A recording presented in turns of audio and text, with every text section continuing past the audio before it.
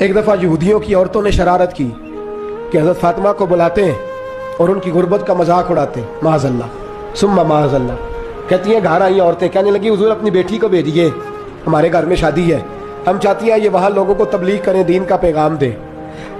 اب اس نام پر تو حضور ضرور بھیجا کرتے تھے، چاہے کوئی دھوکے سے ہی بلاتا۔ میرے حبیب پاک صلی اللہ علیہ وسلم نے کہا فاطمہ جاؤ۔ حضرت فاطمہ کہتی ہیں ہاں تو کر لی، پر میرے وجود پہ کپڑے پھٹے ہوئے تھے، کئی جگہ پہ پیوند تھے، پر مجھے پتا تھا یہ عورتیں کس مزاج کی ہیں۔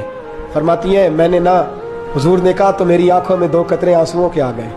میں نے کہا یا اللہ اپنے لیے نہیں، تیرے نبی کے دین کے وقار کے لیے، یا اللہ یہ عورتیں یہ بڑے برے خیالات اور نظریات کی ہیں، یہ مذاق اڑائیں گی دین اسلام کا، مہربانی فرما، نظر کرم فرما۔